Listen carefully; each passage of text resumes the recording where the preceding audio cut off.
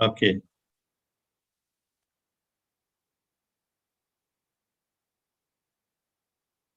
How about now? Can you see my slides now? Yes. Okay, perfect. How about others? Well, they're still struggling. Okay. Yes. Okay, Dr. Abida, thank you. Thank you for this feedback. So let's start.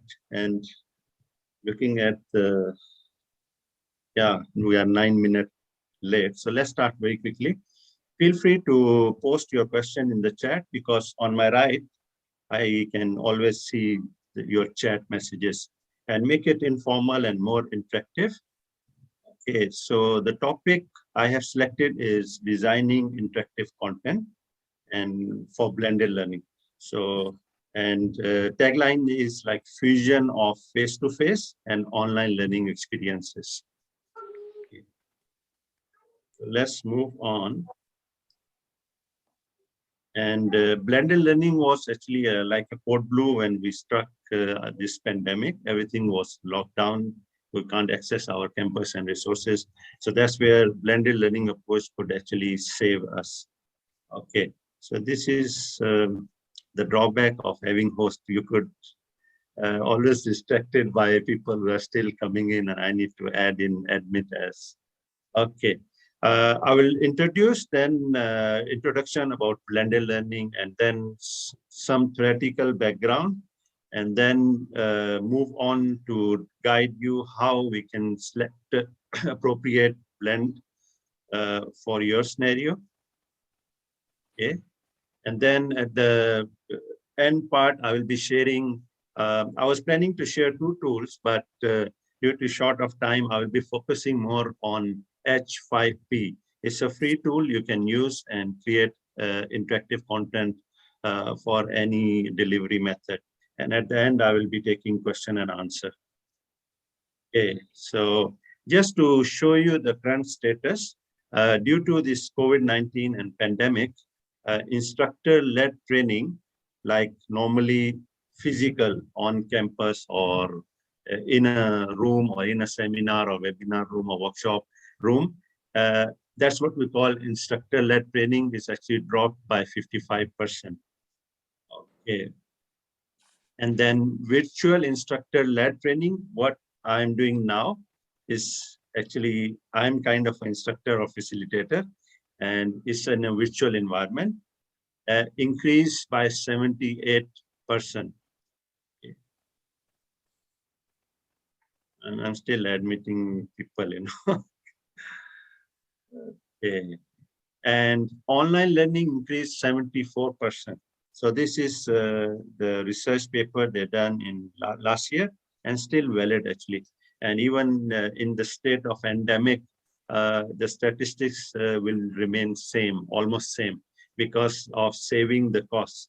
Now you could see, like, if Prof. Shabi asked me to travel to UK and do this webinar, I will think twice, you know, because of the cost and all that. But with the help of technology, we could actually do that in a virtual environment. Okay, so let's move on. Just to show you the background, we have very much familiar like e-learning, that is A circle. Then we have mobile learning, that's a D. Then we have some kind of distance learning.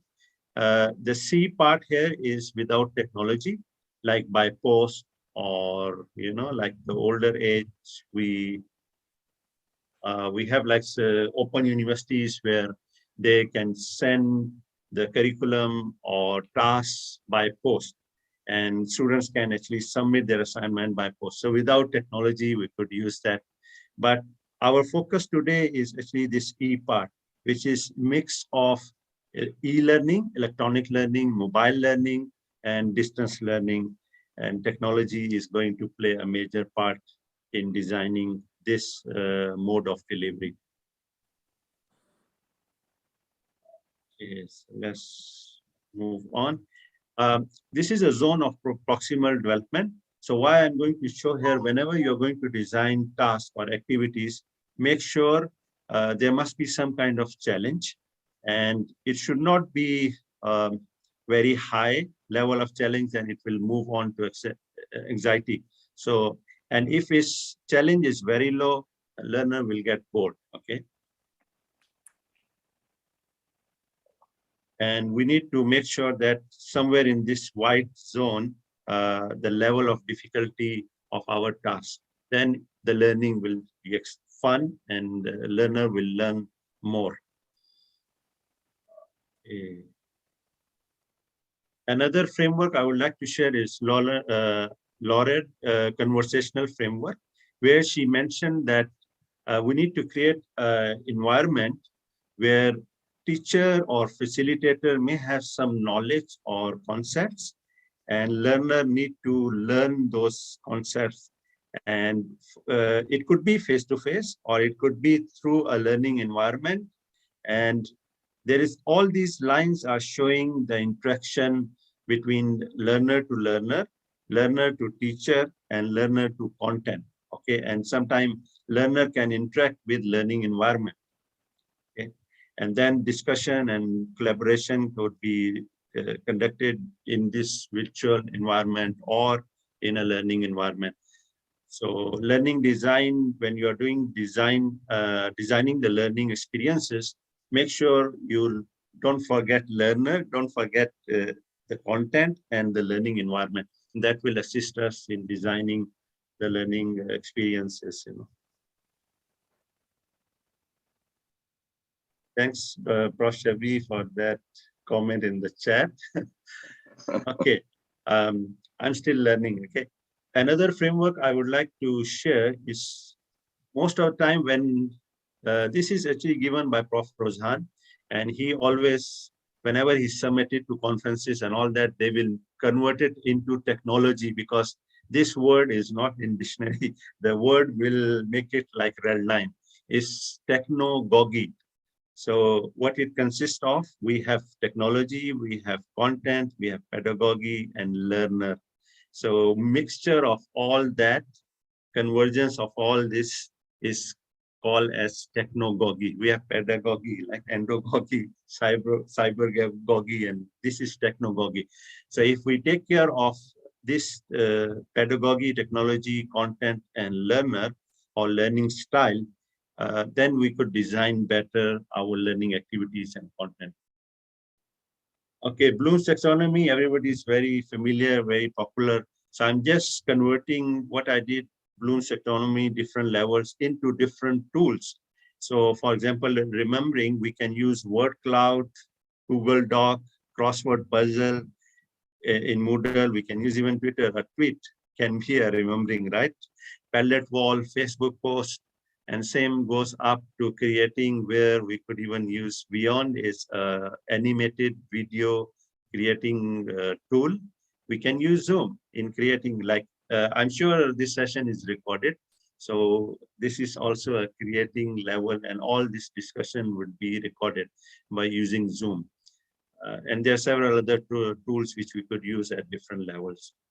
So let's move on to define what is blended learning. Simply, it's a mixture of different forms of education or training for single purpose. So if we want to achieve one object or one purpose, we can use mix of, and this blend could be face-to-face or virtual classroom or standalone e-learning course or short course, or it could be blend of media.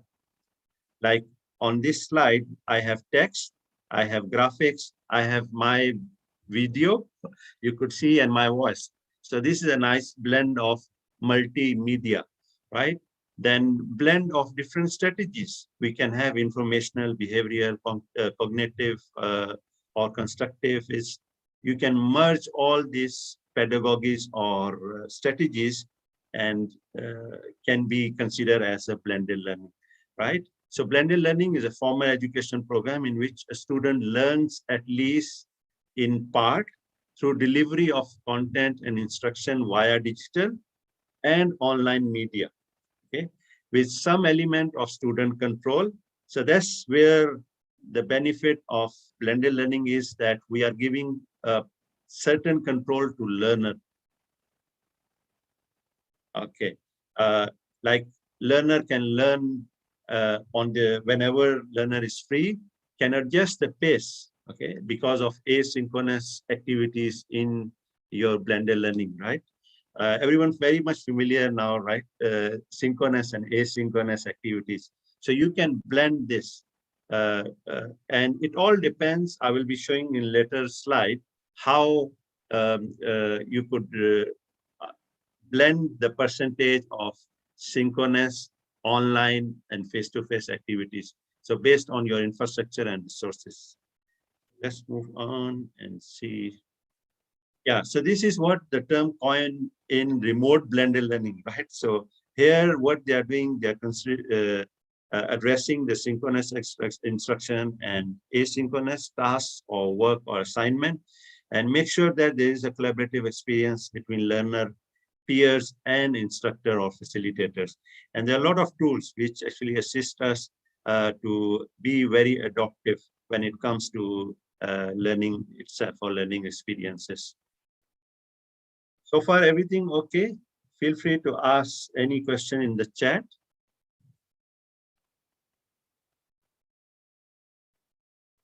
Ace is okay. Just type in the chat, say yes or no, or how you want me to. Okay, that's great. That's great. Perfect. Thanks for the feedback. Okay, delivery methodologies also can be merged or blend, and most of us are very familiar with face-to-face, right? Brick and mortar, model, which is kind of obsolete after this pandemic, but still in certain skill-based, outcomes, we still need to follow this. Then you have online learning or virtual, the way we are doing now. And in the middle, we have blended learning. And here the key word here is seamless. So when we are designing learning activities or tasks between face-to-face, physical, and virtual, make sure learners should have seamless transition. And our learning management systems could actually assist us in this. Okay.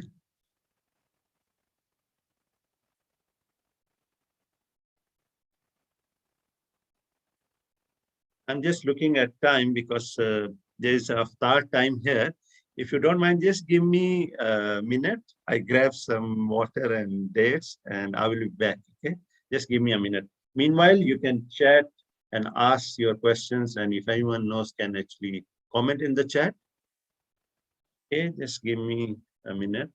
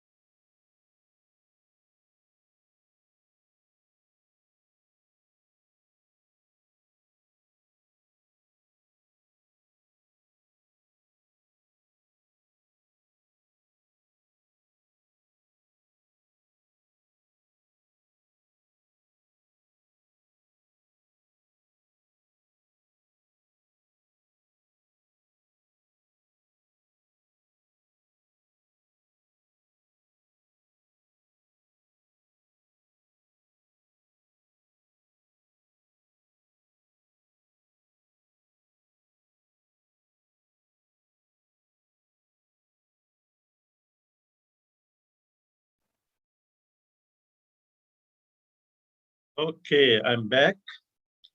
Yeah, thanks for the wishes and all that. May Allah accept all our good deeds. And yeah, I could see that some of you are using Google Classroom. Yeah.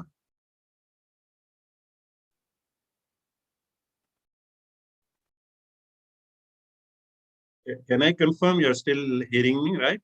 And can see the slides, right? Yes, loud and clear.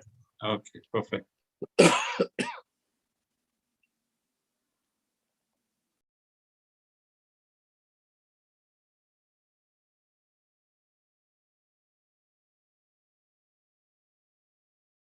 Okay, so I was sharing that the key here is seamless. So if we can do seamless transition between face-to-face and online, that would be great.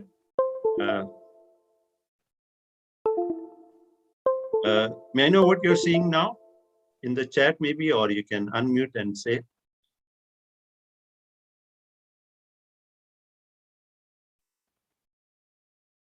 Food, okay, yes, salad, wow. Are you using magnifying glass? Fahad.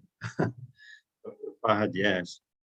Salad, yeah. So people living in Malaysia will know very well. This is actually a buffet style, right? You bring in your plate and just mix anything you want. So maybe chef cooks something very spicy, right? But with the blend of different dishes, on top is some like, non-healthy, food like all frying, like seafood and chicken and all that. So you can mix the whole concept of what I want to share. Same goes with education. Could we allow our learner to pick and choose within certain boundaries? Because at the end of the day, we need to graduate our learner with certain competencies.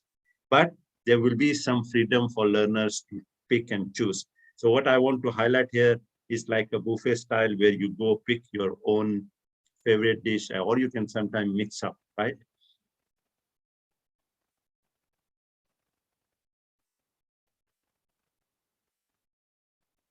Okay, planning framework. When you are planning blended learning, make sure categories of learning need to be listed down. Then share some examples of your how you conduct the sessions previously.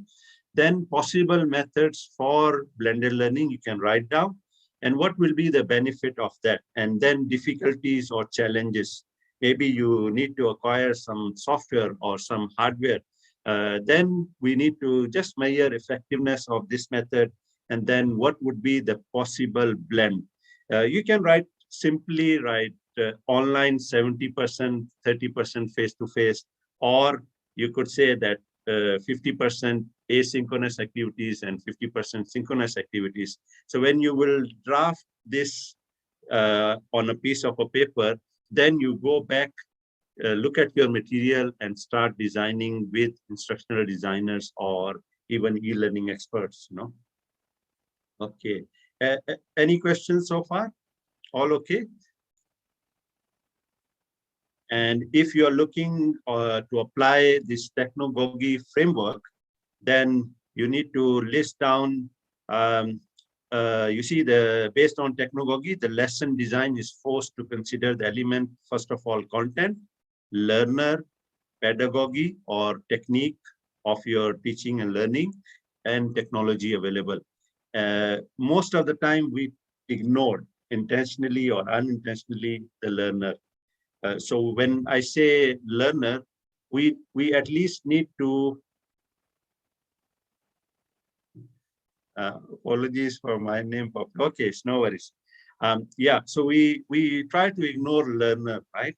So when I say learner, at least we should know their what's their level of like knowledge, and what's their profile, what's their background. Like during lockdown in Malaysia, we need to get each and every learner profile, like where they are living. Do they have a high-speed bandwidth internet connection? Do they have their own notebook or PC? If more than 90% said yes, then only we can move on to introducing to online learning and online assessments and things like that. So this table will help us to, this is pre-designed, pre-development documents which we need to fill. Okay, so let's move on and share some of other, yeah.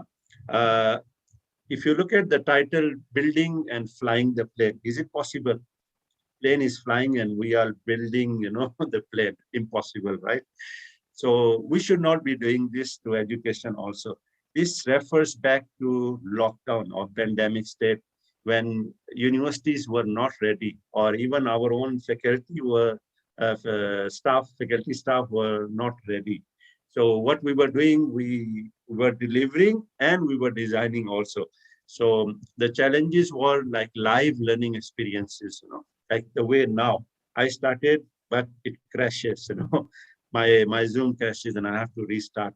Then the virtual world, we are not familiarized. I'm just looking at a piece of screen, like, and camera light is on, and sometimes I look right where I have a second monitor and chat is there, right? So we are not used to this virtual world. Video and screen fatigue. That's why last time I used to conduct sessions like 4 hours, or I have longest session I have conducted for one day, with breaks and all that, and with a lot of physical activities, right? But online, I have to cut down because of these challenges. Uh, Less is more, right? So always not to load, try to summarize, try to give guidance and instructions, and let learner learn on their own. Okay. Yes, we need to ask this question to ourselves, whether learning will stick like longer in long-term memory or not. So if yes, how? So the other thing, very important, most of us will digitize, but I would recommend you to digitalize. Don't just digitize. Digitize means like just converting our notes into online format, and we think that learning will take place. I don't think so. We need to digitalize. A lot of activities which we were doing last time face to face is almost impossible in Zoom or in virtual learning environment. So we need to digitalize. We need to convert the process of learning into digital form, not digitizing the content and things. Learning will take place. Okay. In-person training, that's what, into a video conference environment. If I have to conduct this session, my first session would be grab a piece of recycled papers, and I will ask all my participants to, I may share a YouTube video how to make paper planes, and that would be like ice breaking session. I will ask my participants to make paper planes, and let's fly. The paper, anyone whose plane goes longer or fly, longer, can get a chocolate, but I cannot do that in a virtual environment. So I have to think differently. So I will use chat, right? And I may ask question, post a poll. Still, virtual learning can be a social. So that's why you have to feel free, ask questions, right? And how do we deliver learning in a complete environment? We need to ask this question, prepare ourselves, and then we can deliver and learn from our mistakes and redesign our learning activities and learning experiences. Okay, so I'm just sharing some of the best practices when we are designing our content. So Kevin from LinkedIn, he's a vice president of learning and development. So he said the most important thing is we should have a great content, right? That's the first thing. Spend some time on getting great content, and I will be sharing at the end. If you don't have time to create content, there are a lot of tons of resources available. We call it the open educational resources. And I'll be sharing with you. You will stop using Google. You will be using those two search engines which are searching all open educational content. So great content is the first thing. Great delivery of that content is very important. So if you could see, I have content on my slides, and I'm using Zoom, another software or platform, to deliver this content. And they have a nice feature, share screen, right? So delivery is very important. And I'm delivering it in a synchronous mode and facilitator-led content. That's why I just put bullet points here, and I'm explaining them, joining these dots together. So if I have to deliver this in asynchronous form and I'm not present there, then what I will do, simply just record this voice over by pressing a feature in latest PowerPoint, record, and your talking head will be somewhere there, and you can convert this into a video form. and let learner learn. Then operational excellence, that's very important, that how nicely, like I'm keeping an eye on the time also. So I almost spend, like 30 minutes already. So, and other things like, sound should be clear when you're delivering. So content, images should be very visible, not distracting, learner. Delivery of great learning experience. So that's very important also. Be in the shoe of learner and then think whatever content you're designing, is it suitable, is it appropriate or not? Yes. And rigorous vetting process is a key success to any project or any task or any content. So in our institution, International Medical University, we have to vet each and every content before uploading on our learning management system. Before even learner complain, we ask our senior professors to please look at it. And even on this slide, there is some mistakes, right? R should be capitalized. So I have to go through many times this vetting process, right? Yes, customized learning paths. So that's where technology could assist us. When we were in physical face-to-face session, whatever facilitator delivered, that's it. We can't ask. You can ask once, please repeat what you are saying, I could not understand. But second time, the facilitator will get upset from you because he or she have to deliver within limited time and meeting certain outcomes of that session. But with the help of technology, we can rewind, we can revise, we can, you remember in previous slides, I was talking about learner profile. So if learner is not up to the level of this learning outcome, you can refer back to the previous topic and learner can learn on their own. So this is what we call as branching scenarios. So with the help of technology, even using simple PowerPoint, we can create branching. Ask 2 or 3 questions at the start.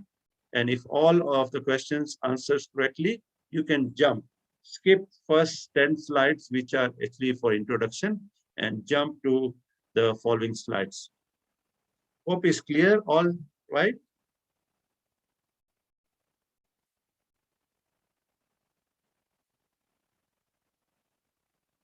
Okay, just say yes or no in the chat. All clear, right? Okay, I could see 1 thumb up. Okay, thanks, Dr. Gohar. Yeah, okay. Thanks. Right. Now, Simon Brown is Chief Learning Officer at Novartis. I think I'm a pharmaceutical company, well known. The technology may be new, techniques are the same. So what it mean? Whatever you were delivering and how you were delivering in the past, it would be still relevant. Don't worry. Just try to digitalize. Don't just digitize, okay? Always check your learner needs, what they want. Learning objectives or learning outcomes, right? Objectives for us and outcome for them. Chunk the content. Chunking could be based on duration or based on the content itself. If you're talking about viruses, then group all the viruses content in your lecture and make it a micro learning content, a nugget, a small chunk, and then let learner learn by that. Or chunking could be rearranging the content. If it's in a flow, in a process, so arrange accordingly. That would help learner very easily. I normally give example, memorizing the digits or numbers, long numbers. So normally we break them into three digits, right?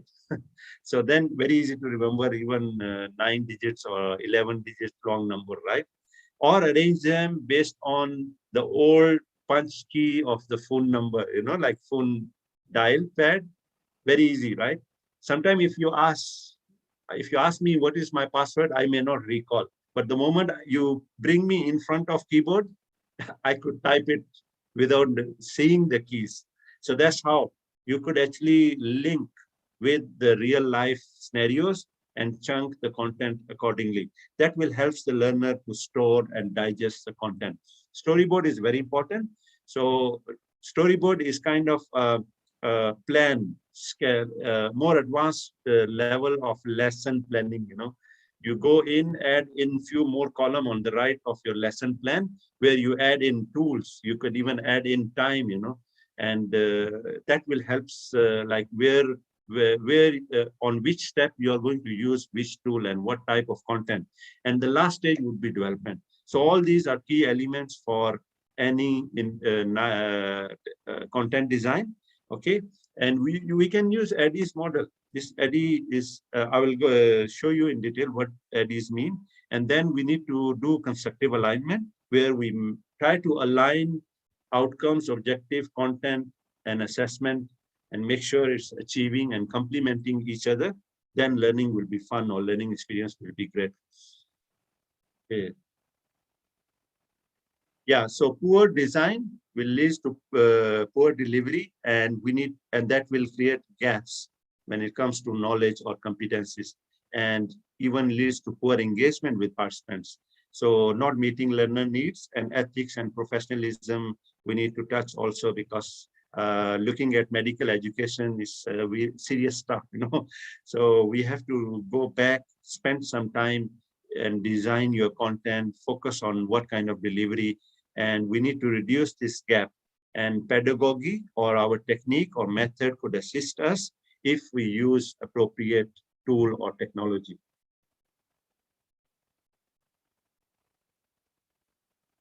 Okay, so let's move on to, yeah, so to summarize whatever in previous slides, a lot of experts shares best practices. So here I'm sharing the key elements for your blended learning or online learning landscape.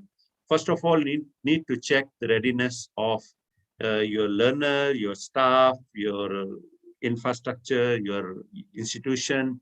Are they ready or not?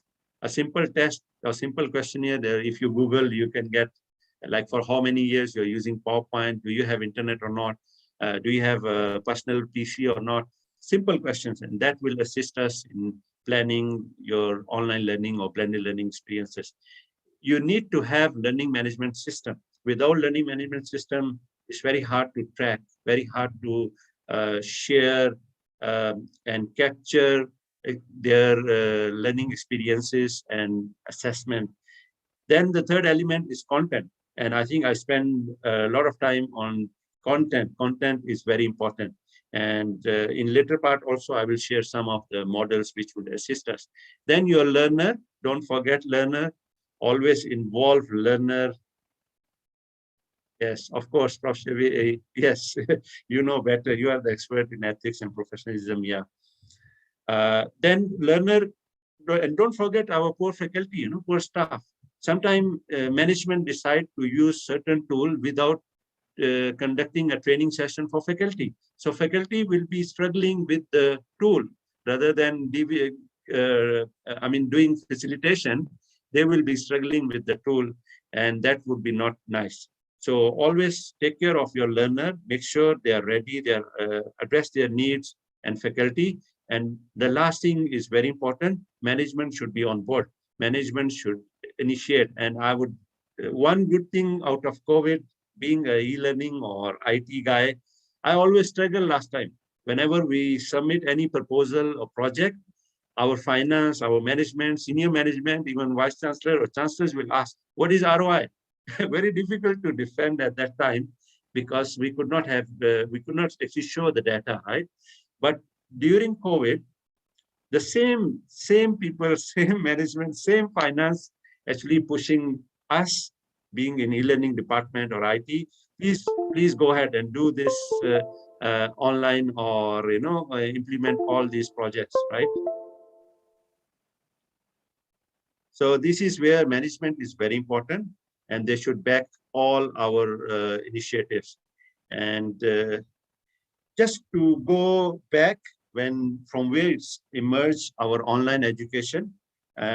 So it's a bit outdated, but still relevant. If you look at like 2000, at that era, we have open educational resources, we have open universities and distance universities or distance learning. And 2008, if I'm not mistaken, Khan Academy started.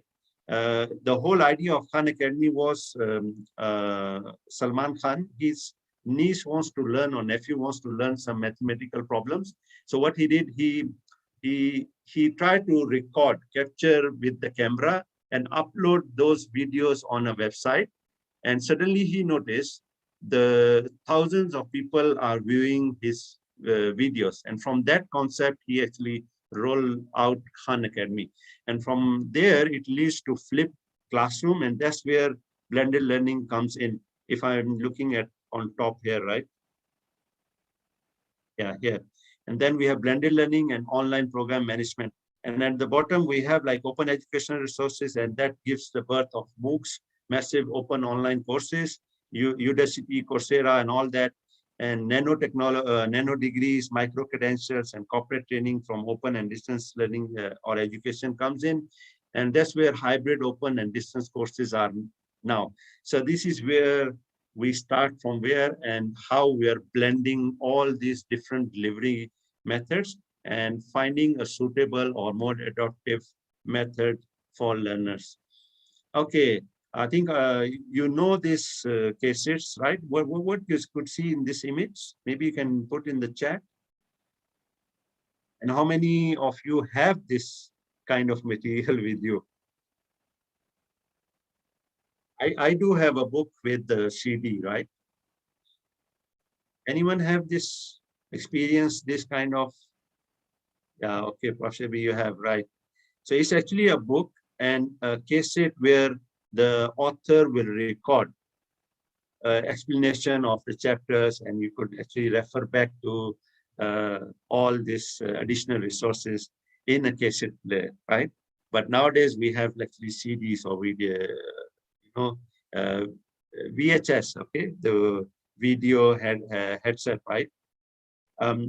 Nowadays, even most of the books, they will have a QR code or a site. They will refer back to a book site, and you can actually download all instructional manuals from the book, and you could import like question banks and all that. Yeah, old audio book, yes. Okay, so this is another media which we were having in the past. And University of Phoenix, just to give you some background, like 1976, they started distance learning, and nowadays they have like more than 200 plus learning location and online presence, and they are doing a lot of online courses.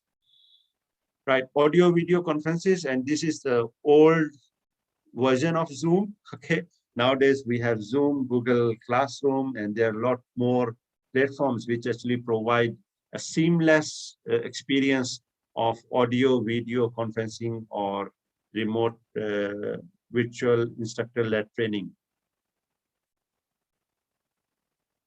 Yes, thanks, Nirmala, for sharing that. Yeah, that's very important. You see, so you need to share the hard sound, am I right? So that's where your book, your text on a paper cannot actually deliver that. So that's a nice blend where you put a cassette, record all the different heartbeats or heart sounds, and then you could hear and you could refer back to the content on the book. That's great. That's great. Yeah. But same thing you can do now on web or on your learning management system.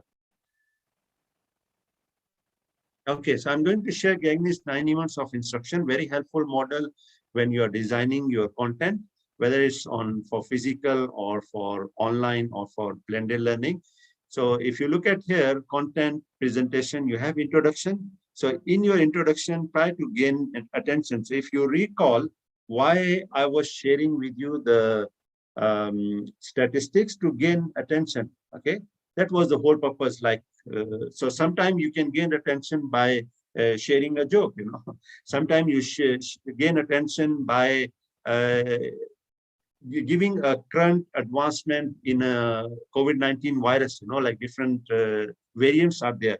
So you could share that. So make sure that it's relevant to your, make it contextualized, right? Then state learning, yes, yes. Yeah. Anything? hope it's my mistake. Okay. Right.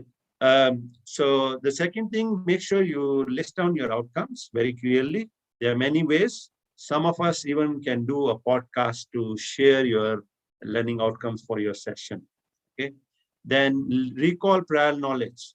You can do many ways by asking pre-test or by conducting a poll. Okay. Then present core content. Yes, always tell a story relevant to start a discussion. Yes. So yes, the story, those who are very good in storytelling, they don't need much technology. I can guarantee you. You need just a mic and that's it. So you could, and I have experienced some of our professors in international medical universities. I have nothing to do with that topic, but I just help or assist that prof to design content and some of the poll, like we use poll everywhere and Kahoot. So he wants me to assist his session. I was paying attention and I learned a lot about viruses and all this infection, SARS and all that, because the way he tell and the way he links.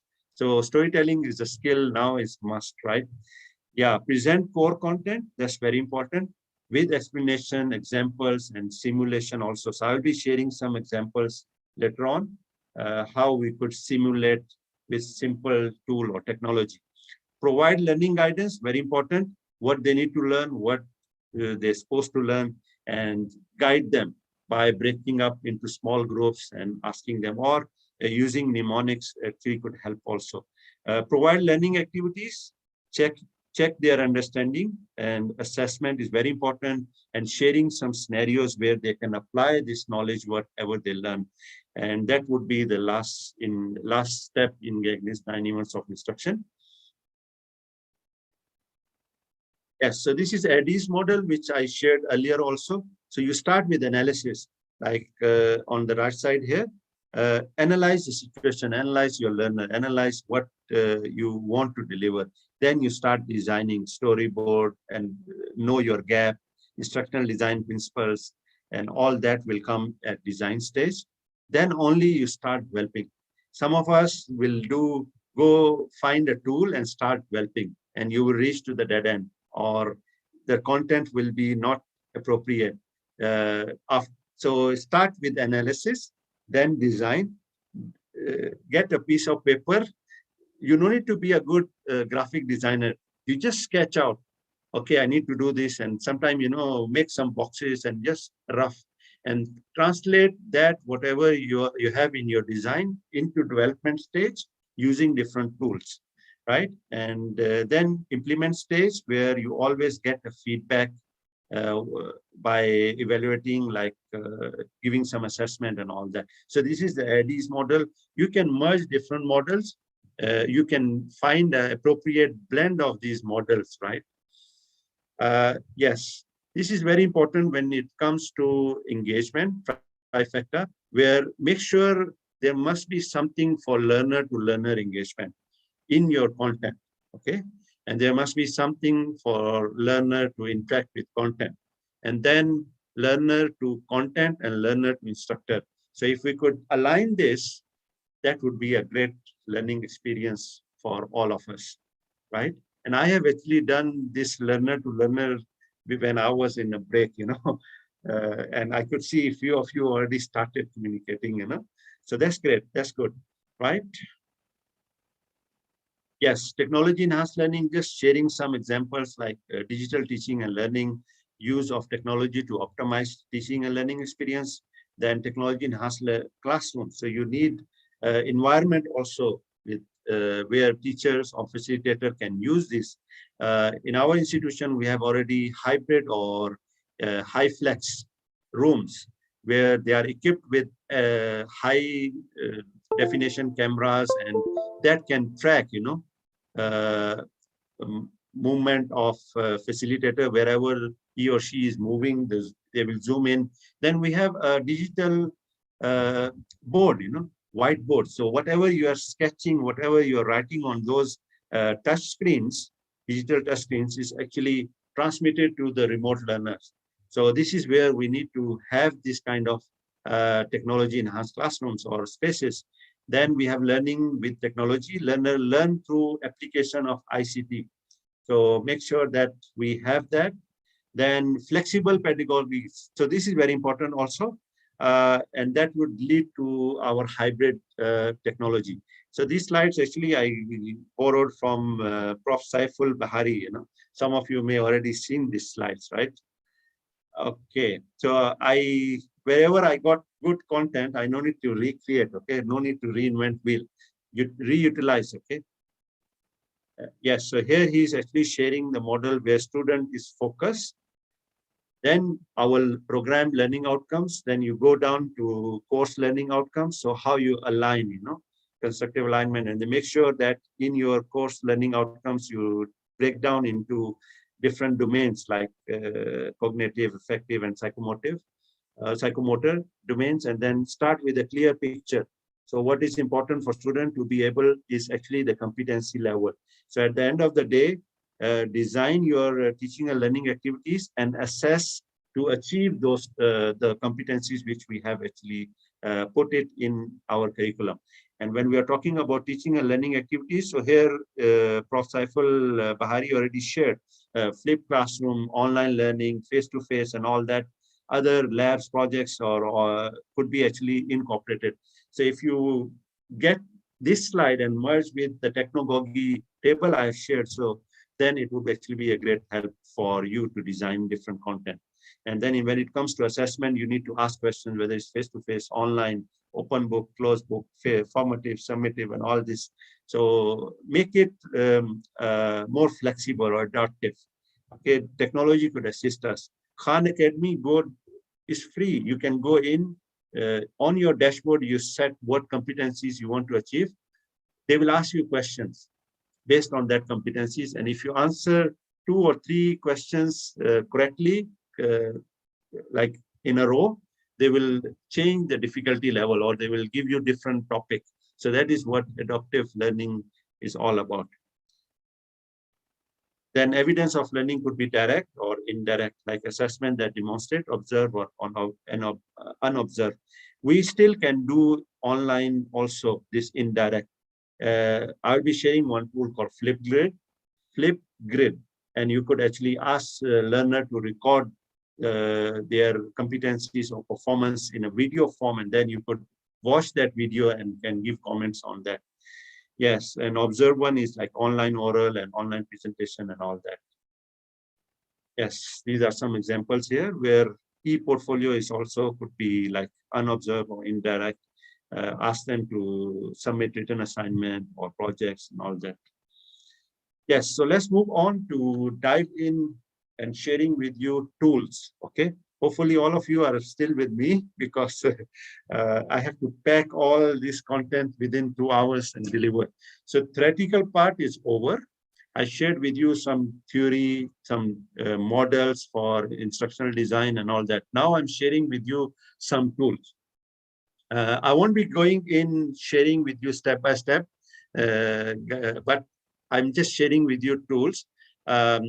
Most of our contents now, based on the learner's demand, they love to have video-based content, and make sure it should be interactive video-based content. And that where if I'm sure all of you are using PowerPoint, right? Bottom here, this part. Can we dwell? Okay, yes, of course, Prof. Shavi, everything is possible. It's all about old dogs learning new tricks. Yeah, but it's not, no, it's never too late. Okay, never too late. I'm not sure whether some of Prof here or not. Let me check the name. My ex-boss, he is around 70-year-old, if I'm not mistaken, and he is still learning new tools. He will always buy the new iPad, new version, because he wants to explore, he wants to learn. So it's never too late, so don't worry. So most of you are using PowerPoint, right? If you're using the latest version of PowerPoint, you could see the record here, right? So by clicking this record, first of all, you design your content, everything is ready. Then you can convert your PowerPoint slides into a video, into a less interactive video. Okay, so I'm just sharing with you. If you could not see record in your PowerPoint slide, then you could see maybe here record. Or some of you, if you're using old version of PowerPoint, click on slideshow, and there you could find a record. So once you're done with your voiceover and your talking head, and just let me share, I think some of you already aware of, you can have a blank slide in your PowerPoint, and then I need to take the pen, and you can start sketching anything you want. So that's how you could make it more nice or more interesting, you know, right? So this I'm sharing PowerPoint. You can convert your slides into voice over with this annotation. Make a PowerPoint slide blank, and you could start, if you are using some chemical formulas, you could actually write like that, okay? And if you have a digital sketch pad, it would be very nice. I'm not good in writing, that's why you could see I'm using a mouse and piece of paper underneath it to, I'm just adding some of our participants just joining now. Okay, the other tool which I'm going to share is free from TechSmith, is called Capture. If you Google, you could just download it and it will allow you to screen capture. So you can record anything you want in a video form. Clear? Any questions on these tools or anything before I move to next tool? All clear? Yes, no? Just use chat. Yeah.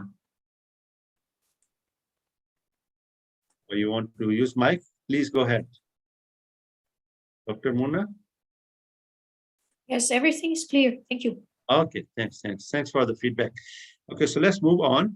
Yeah, another platform I would like to share is Blend Space, because our title or topic of this webinar is blended learning. So Blend Space will assist you drag and drop, and it gives you access to a lot of open educational resources. You can drag and drop YouTube videos. You can drag and drop a lot of other resources which are free to use. Blend Space, then, which will be the focus of today, I will dive into H5P. H5P stands for HTML5 package. Is the size of video captured by capture. It's unlimited, you know, it depends on your storage.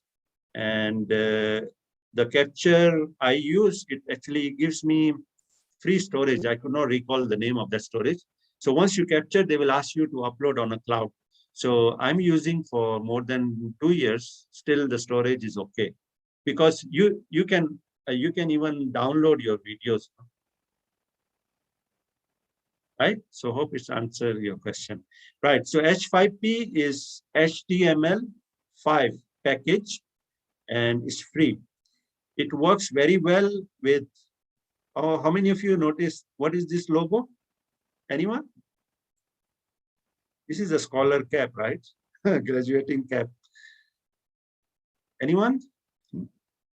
Oh yes, Prof. Chevy. Wow, that's great. It's Moodle. Great. Yes. It works very well with Moodle, but don't worry, if you don't have Moodle, you can still use H5P. And I'm going to show you and demonstrate very quickly as I have left about 50 minutes. So let's move on. Okay. Yeah, so this is my page where I could create content. And those who want to try while I'm showing, you feel free. Just, I'm not sure whether you will see me or not, because I always prefer to have 2 monitors. Because if you are using 1 monitor, then you won't be seeing what I'm showing while doing your stuff. But it's very easy. I will demonstrate now, and I got message from Prof. Shibi that recording will be available on SIVU site. So you can watch the recording later on. Very, very easy. And let's move on, and I share with you.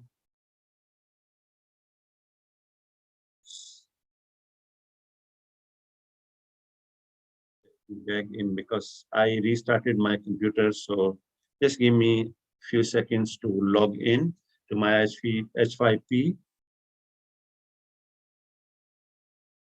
You can create an account with any Gmail or any email. Sorry, I'm not promoting here Google. Okay.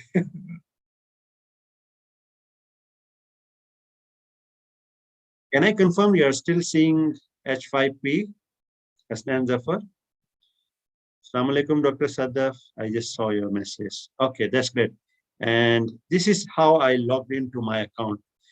And lately they have upgraded different formats of content. So I'll be focusing on showing you interactive video. Okay, so if you see here, this is my dashboard. I can click that. So let me show you first how the interactive video content looks like.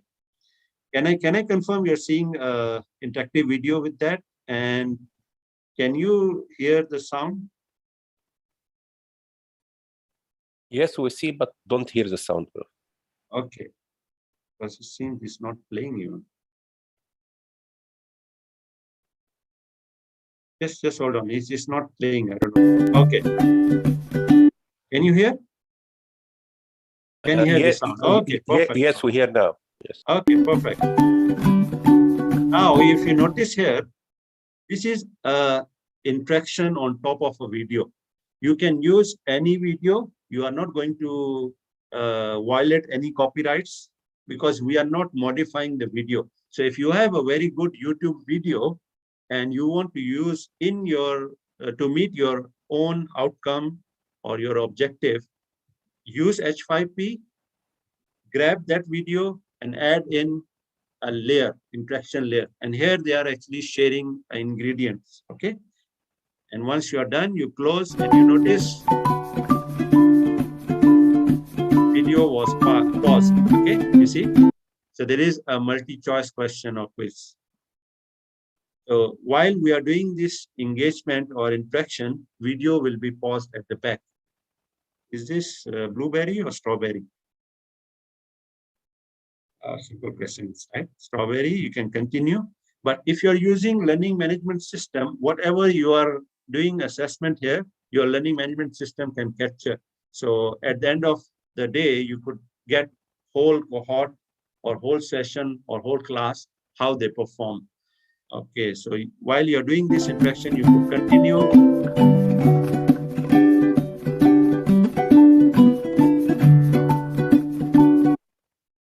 And you see here, now this is a different interaction.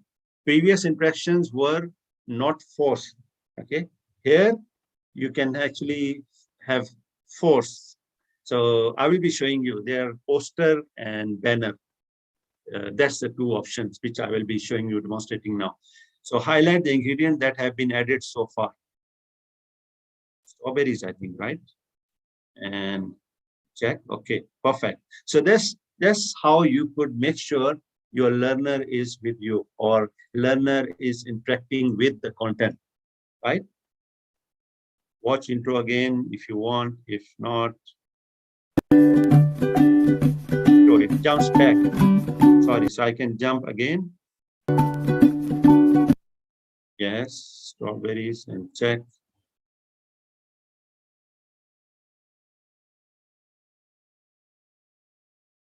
I don't know why. There must be option where I should jump. Anyway, I can jump this. You see, this is a different interaction where it's fill in the blanks. So you can have multiple options. Anyone can answer? Oh, yes, I missed the blueberries. Okay. Yeah, strawberries are. Anyone would like to answer? Just type in the chat and I will copy for you.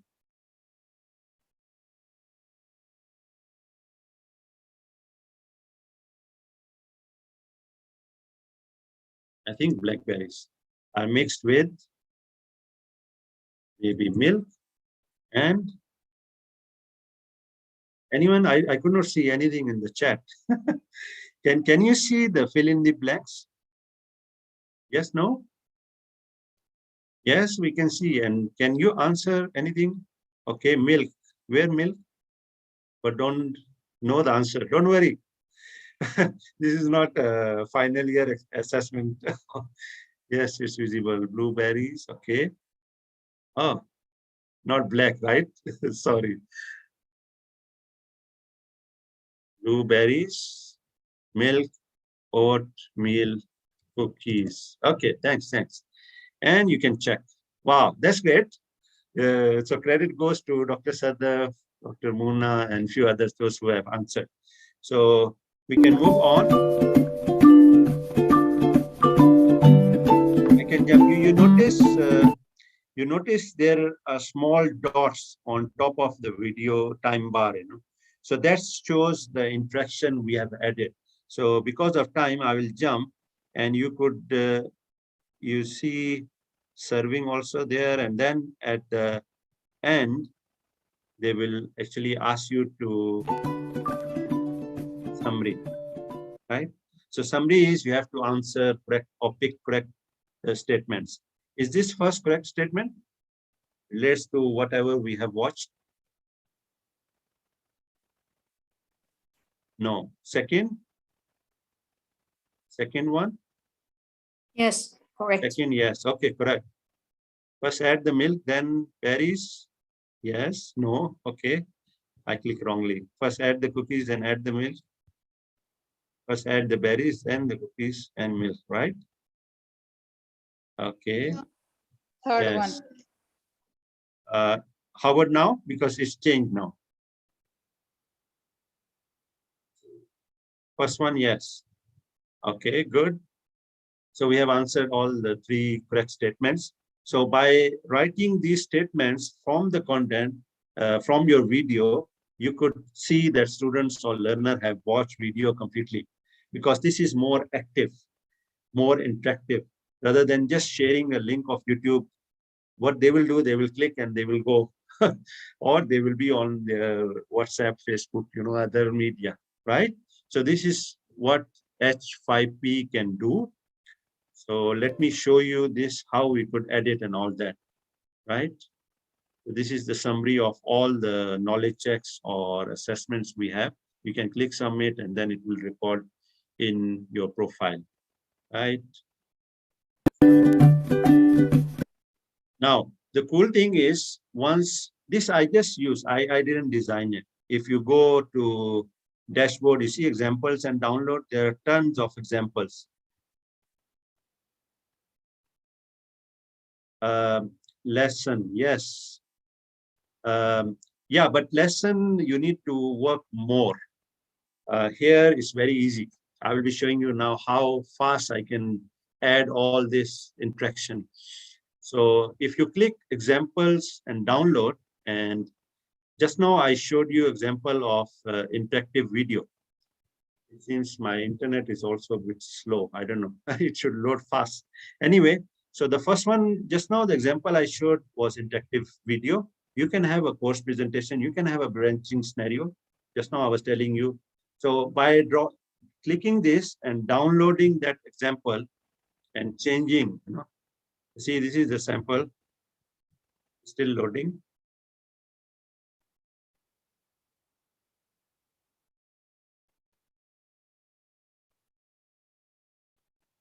Yeah, so this is how you could download by clicking reuse, okay? And it could be even converted to X API. This is more technical, but let me show you another example, because sometimes some examples are not allowed to be, download. Okay, so just now I used the interactive video and downloaded on my dashboard. So let me show you there and how, sorry. Click logging again. And if you see, once you download a content from the examples and download, next to it is edit. So click edit, let the editor load your content. Now, here they are showing you the video. you can actually add another video from YouTube. Right? By clicking this, you can copy and paste the link of YouTube video. Once you paste that, it will be loaded here. It's very simple, 3 steps, and you are done with your content. Video-based interactive video, download a video from YouTube. No need to download, just share the link. Sorry, don't download, because once you download, you are violating the copyright. Just share the link by clicking this plus sign. You could even upload the video, but in free in account, you have a limited storage. So I will recommend you to upload on YouTube and make it unlisted if you don't want to share to all public. Don't make it private. Private is only for you to access. And then anyone with that link will be accessing your video. Copy that link here, click insert, click step 2, your videos will be there. And this is how it will load. And on top, these are the buttons or whatever interaction you want to add on top of your video. So if you want to add a text, just click this and how you want that. So this is like button and poster. Button is just now the first few interaction where it will continue. Learner have to click it, then only your additional content will appear. So if I click button, then what you want to appear there, label, that is first, yes, and then text is, sorry, this is testing H5P, and you are done. You see here, first test is a button. You could adjust wherever you want. And if you don't want at the start, you can move the timeline. Okay. And it will appear here. Very simple, right? And there are a few more. If you want to add another image, which explains more what is shown in the video, you can add in that. You can even have a crossroad where you could jump, branching. Like for example, where I can add in wherever they showed milk. So whenever I select milk, it will jump there. Okay. So this is second step by adding all, and you could even add a hotspot also. And the last thing is the summary. So the 3-4 statements we have selected, and you could see that the first statement is correct, and then you could add in the first statement is correct. So you could add in several, statements, and once you're done with summary, and it's very nice to add in this summary. It's like kind of a knowledge check and all that. And you could even give a feedback if you want to mark the statements. In this case, we did not mark, right? And once you are done, you click save. And at the bottom, you could see, do you want to allow them to download this and embedded button, copyright button. Once you're done, you just click save. So in less than 3 minutes, you could actually design and develop interactive video-based content for blended learning. And you could use that during face-to-face session. Before that, you could ask them to watch this video. And let me show you what I have added again. Can I confirm you're seeing that? Interactive video, yes? Yes. Okay, thanks for the feedback. You see the first test appearing there? And if I click, this is Hasnain. Very quickly, I have added that, and I can actually click and start playing the next and all that. Very easy and simple, right? And any question on this H5P? And if you want to reuse or download, you just click at the bottom of your content. This is on H5P platform. Click reuse. It will allow you to download. And if you are using any learning management system, most of learning management system will support this H5P. Ask your technical team to install H5P plugin. So once you can design on this, your own platform, you can download by clicking this. And on a learning management system, once they install the plugin, you can upload H5P content. Once you upload there, so it's like easy to reuse. Any question on H5P or any suggestion or anywhere you would like to use it. I just share an interactive video. They do have a 360-degree interactive video where augmented reality or virtual reality concept, like you wear the goggle and you interact with the video developed by H5P. Yes, any suggestions, any questions?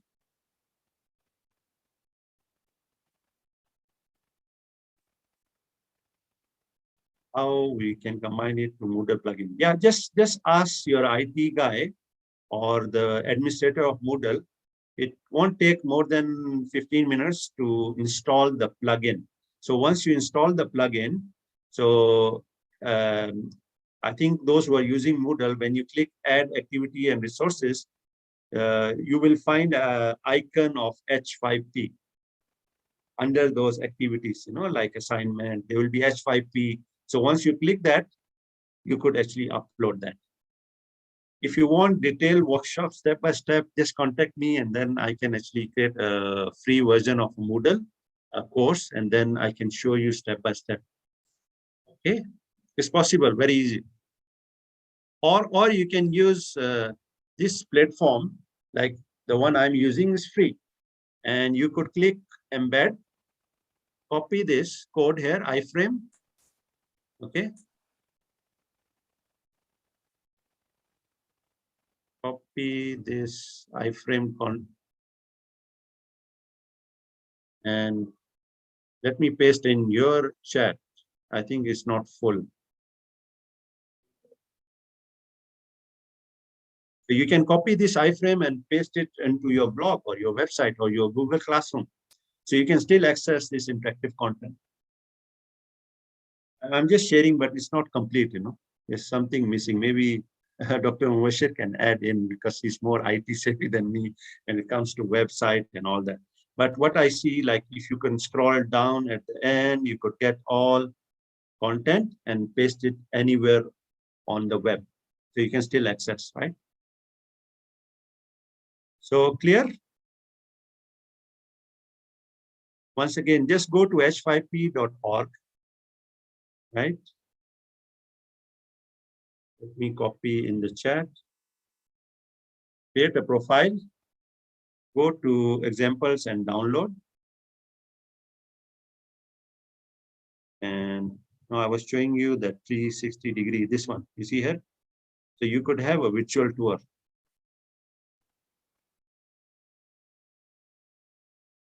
Still loading in.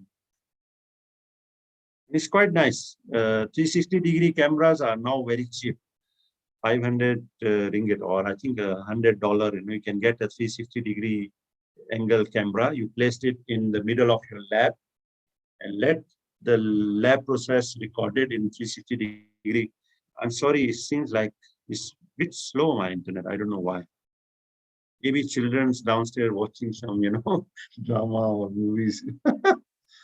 Okay, so it's loading, but you can actually go to this H5P org website, and there are a lot of examples. And you see here, they say reuse. So when you say, you click, yeah, it's now loaded. You can download this and edit it. You notice here, this is a very old Asian place, and I don't know, something went wrong. It's actually a 360 degrees. So I can rotate right, left, up, down, anywhere I want. And then they have added interaction, like what is this place? And then, they have added a video on top of.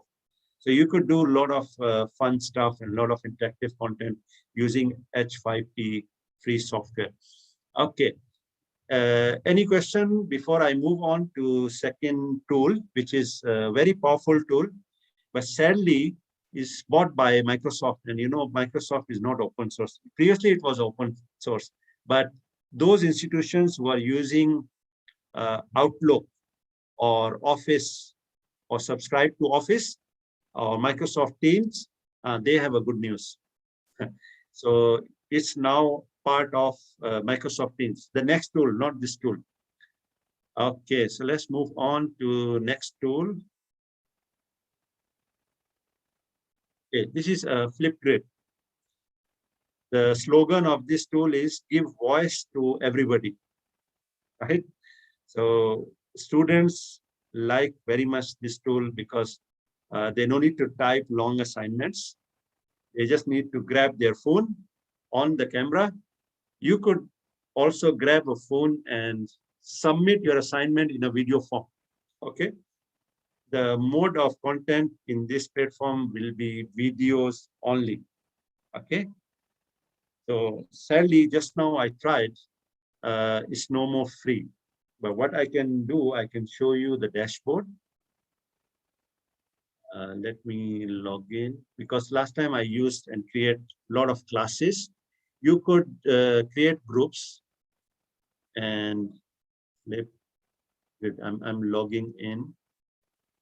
You could create groups and share the code and let learner join your class or your group.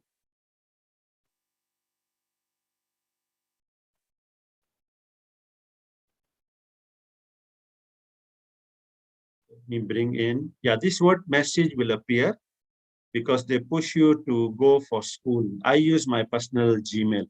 So that's why I say if I go to profile, you could see I have created 5 groups before, like MHP in last year. So I have utilized last time, and last time was free to access. Sorry for this sound. Yeah. So you can enter a join code, you see here, example, or share a QR code, and you could join that class or group. Okay. All these are video based, and I can actually on a camera and record my message or my task to students, and they can reply. And we are using intensively Flipgrid, even like clinical based tasks or bedside teachings. We are using even Flipgrid. Students or surgeons can upload recording of a procedure and ask them to give feedback. Very powerful tool when it comes to reflective learning or reflective feedback, because it's a video based, okay? And very, very easy. By pressing one button, if you scan a QR code, you are already in the class in a group. You can watch a video of your instructor, what they ask you to do. Grab your phone, open camera, record your video, record your procedure, upload to group. And the cool thing is all peers can see if you want to, and they can give feedback also. So peer rating, peer evaluation, all can be done in Flipgrid. Yes, any question on this tool? Try explore that. Those who are using Microsoft Teams, just embed as a plugin in your team. When you create a Microsoft team as a group or team, you can add in like the way we have assignment and all that.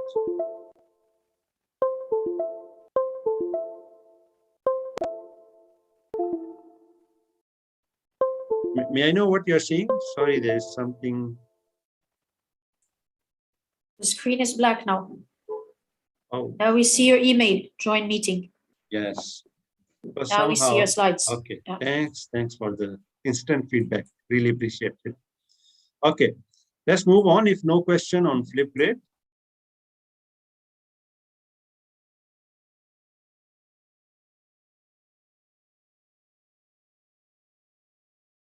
It's not moving.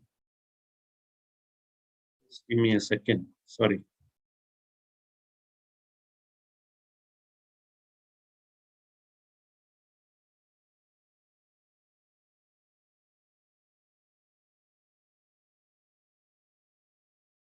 Maybe I start again. Just give me a minute. You see, I have annotated, so they're asking me keep that annotation. I think discard. Just give me a second to restart my presentation again. Feel free to ask questions or share where you will be using all these tools which I have shared with you. Okay, so let's start again. Setting, and just watch this video, you know. Want to get started with Flipgrid? I forget can you see that? And can you hear the sound? Yes, we can. Okay. Yes, yes. Simple, and we're here to support you. First, create a group. Just name it and add your students to it. Type in your domain name, that's everything after the @ symbol in your email, or connect your Google Classroom. Select Create Group and step 1 is done. To make it even easier to get discussions started, there's a default introductions topic in every group. Topics are the prompts that learners respond to. Invite your students to participate by sharing your group. Simply select Share and copy the link. You can share the link anywhere, like email, Microsoft Teams, or Google Classroom. You can even share the group as a QR code for learners to scan. That's all it takes to get started on Flipgrid. Now, just wait for the discussions to take off. In the meantime, explore all of our Flipgrid tools, like our ready-to-use topics or the Flipgrid camera to help you spark great discussions. You've got this. You are amazing. And we're so honored you're using Flipgrid to empower every voice. Want to see what things look like for your students? Check out this video. And for specific questions, our Help Center has you covered. Let's start learning together. Yeah, so it's just a summary of what I explained about Flipgrid. Right. So now I was telling you, you will forget. Can I confirm you're hearing? Is it okay, clear? This very important Yes, slide. we can hear you loud and clear. We can see it. Perfect. You can do a screenshot or just type this. You will forget Google. This is a search engine for accessing open educational resources. And you will be surprised. People have shared lessons, books, which are open access. Okay. Use this platform. And second one is Oasis. Right? And I forget to share the QR code of previous page.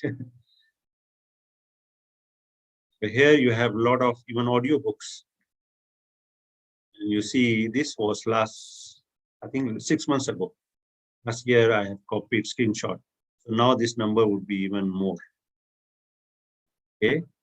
Now this animated images I have used from PowerPoint. So those who are using PowerPoint, the only drawback I cannot change, you see. Here I can rotate, see. Here I can rotate in a slideshow mode. But when I'm in a slideshow mode, I could not rotate. How I could get this? Click Insert, Pictures, Online Pictures, and 3D somewhere there. I have missed that. Sorry. Insert. That's the drawback if you don't use. You see here 3D models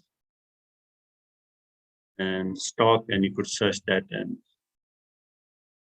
you get medicine. You see here, anatomy, chemistry. Wow, they have added a lot.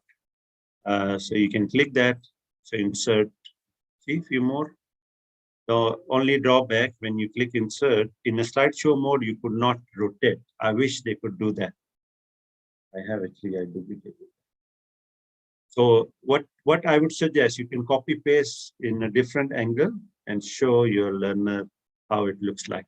So this is all in your PowerPoint, right? So let me share a few more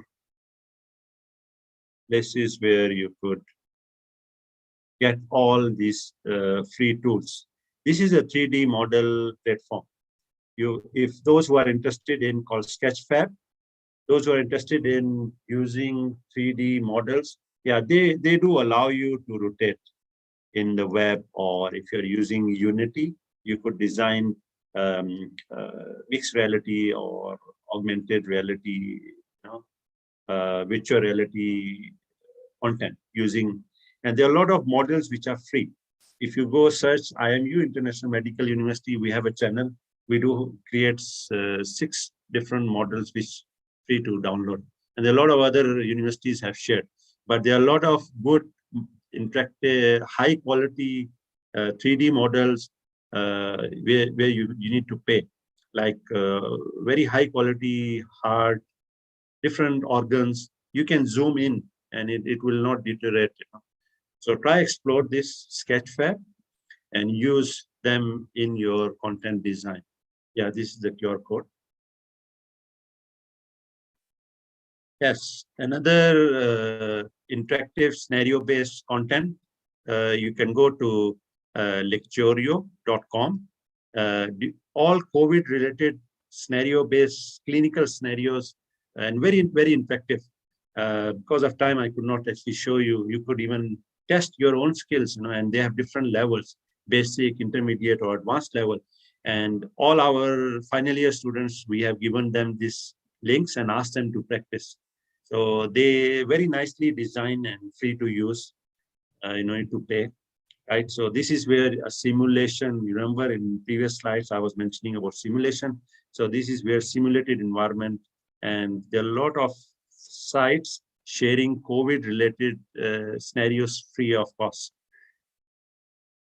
Prognosis is another app you can download. It's free, very simple app, and a lot of scenarios, clinical scenarios. So when those who are practicing clinicians, whenever they are free, they can actually go scroll, download different cases, and they keep on adding new cases. Very short, not each and every case won't take more than 3 minutes, 3 to 5 minutes, where you have to read the history, then diagnose the patient and all that, the case you have, get all the statistics like test results and all that, and then do the assessment and finish it off. And then they will link back to if you want to know further about that case. Very powerful and very helpful to practice. More animated or cartoonish, but still relevant knowledge-wise. From that app, we have developed our own virtual medical clinic at International Medical University. And there are different clinics here, and we keep on adding new clinics. And just now I shared you the 3D model site. So we have incorporated in our virtual medical clinic cases, those 3D models, and it's very helpful. Okay, let me move and show you one case which is free to access. So if you scan this QR code, you could actually access a head injury case where a patient is, brought into emergency ward, and a football player, yeah, and age 28, name Mr. Kumar, it's not the actual name, but, and then you can click start. So that's how it moves on, like, let me show you with laser. This is our main screen of a case. You have patient history and all that. You move on, then you have a dialogue where doctor will ask certain questions with patient, or because it's an emergency case, the relative will answer.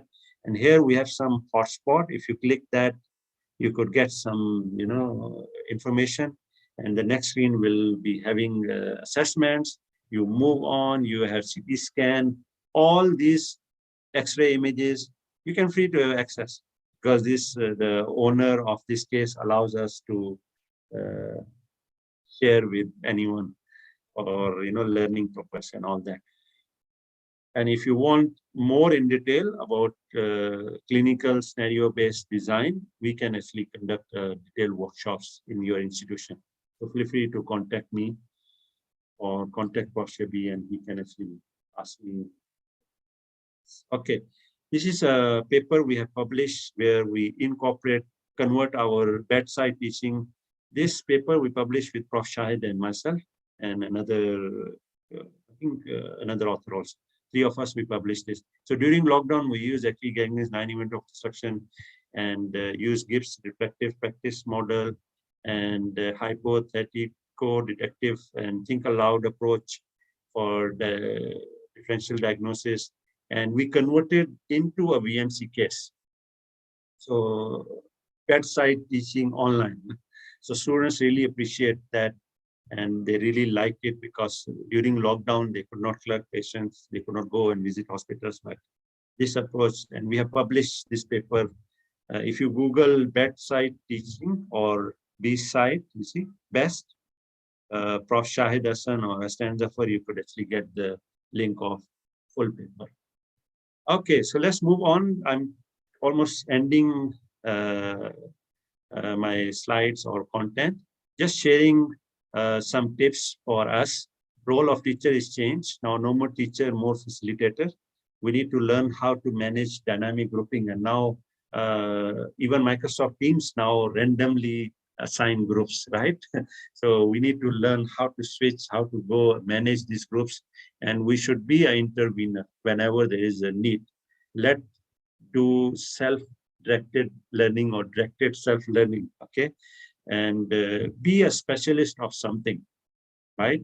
Then we need to change our mindset when it comes to content, need to be upgraded, change, skills need to be learned, new skills, right? Nowadays, they are talking about metaverse, you know? That's where virtual augmented reality merge together. And we need to learn all these new technology and tools, right? And need to change our mindset. But don't worry about this innovation and advancement because technology can never replace us. But a facilitator or teacher who knows technology will replace us faster than the technology. So we need to learn. There's no other way. Okay.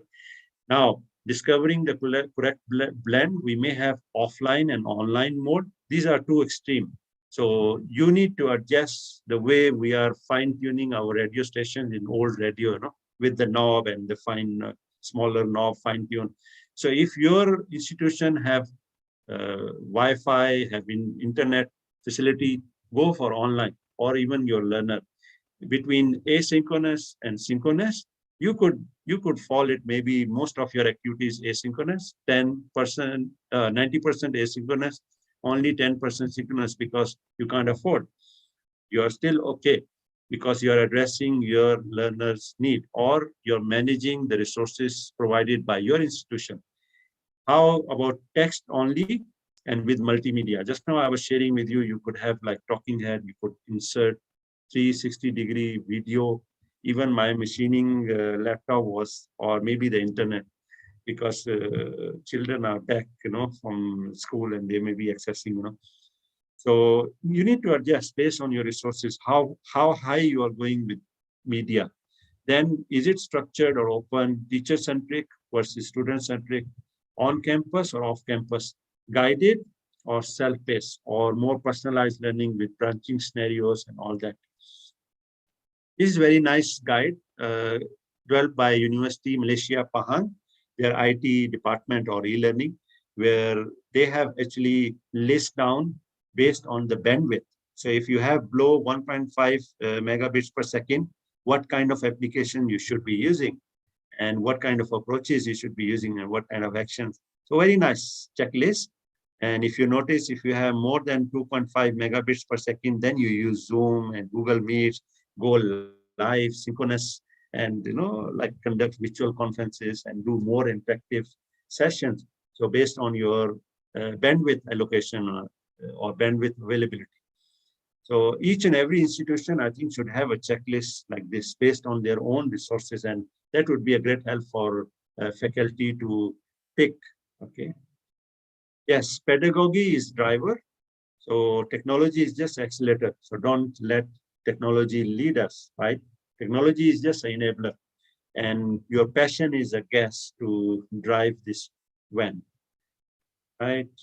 Less e-learning will work only for those who know how to make it work. Technology is innocent, so don't blame the tool. Okay, this is a quote borrowed from Prof. Rozhan Idrus. He's the one who quoted this.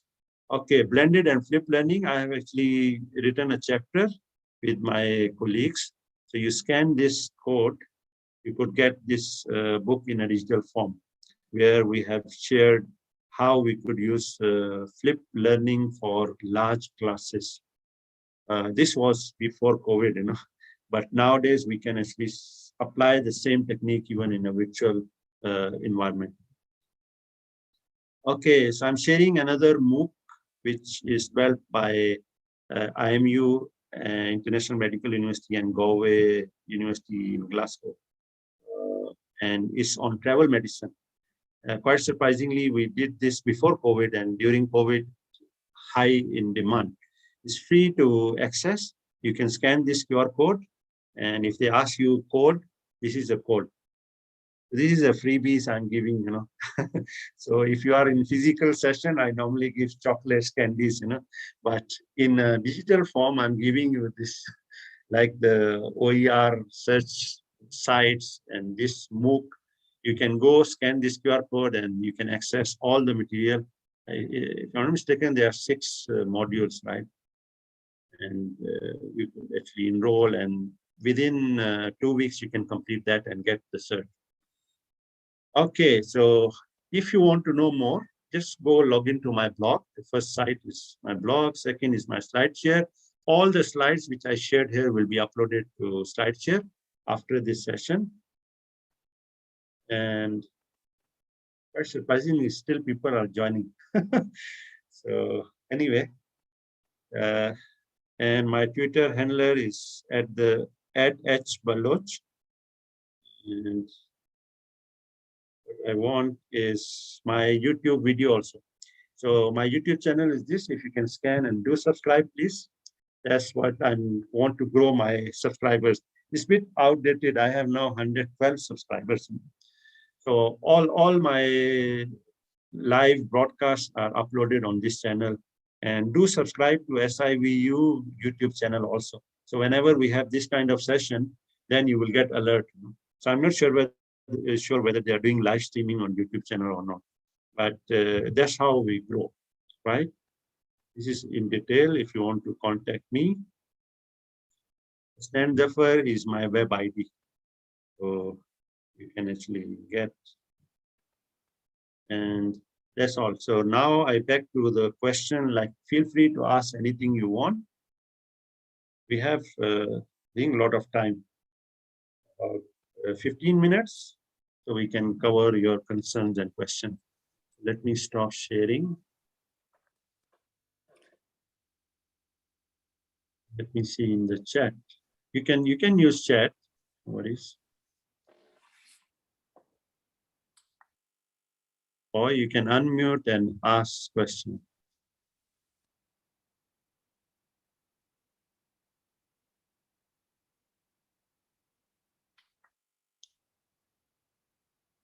Well, this is Dr. Shabizadi Hasnain.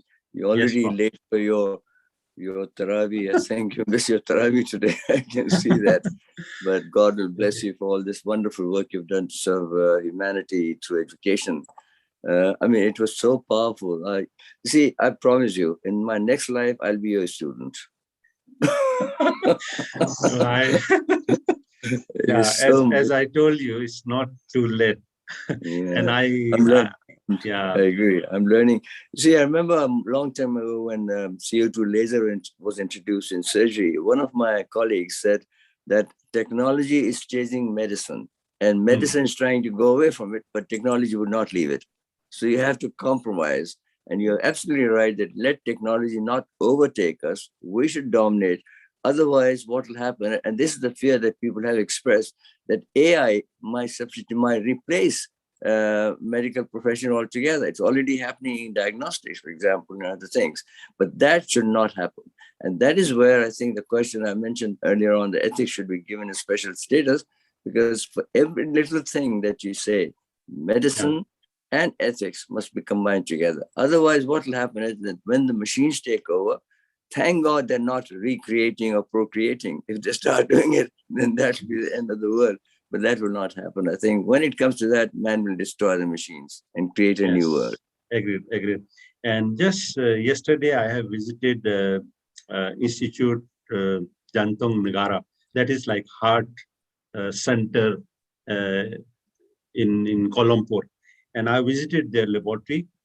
I was shocked. I have watched the video where they have taken the sample of blood from different departments through the tube that coming in, and they just, everything is robotic. The robot will take that sample, and the machines were like assembly line, you know, and the blood sample is moving from different machines based on QR code scanner on that tube, that what kind of test they need to perform. And I was amazed, like how fast tool and technology is going to replace. But surprisingly, a lot of youngsters were there who could actually adjust themselves. They know how to actually manage that. And you rightly pointed out the ethics and professionalism. So every day, every morning, they have to calibrate those machines because everything is automated, So they don't want even a 0.001% error in the test. So you are absolutely right. Okay. So what I'm going to do, I'm sharing a link of my YouTube channel in the chat. Feel free to click and subscribe. And hopefully if SIVU allow me to share the recording, I will upload on my channel also. Of course, by all means. But SIVU also have their own website, and all the recordings of sessions are there. So it seems like everything is still digesting. Everybody's still digesting the content I share. So many thanks. Okay, no worries, no worries. Happy to do it again on any topic. That's my passion, I love to share, and learn. Yeah. So we have a few sessions available this year. So let me announce that on 30th of April, we have Dr. Karim Kayumi, who's the founder, the pioneer of cyber patient, the technology. He's in Vancouver. So time may be a little different because 12 o'clock London time will be too early for him. It's about 3 in the morning. So probably it will be late in the afternoon, but that's on 30th of April. Then Hasnain, you have to come back anytime. May and June are booked by IRAS. They're doing these courses. And of course, we need to have you more. And the other thing is that, like I mentioned earlier on, that we have to take a new course for SIVU. We've done lots of webinars and seminars and workshops, conference.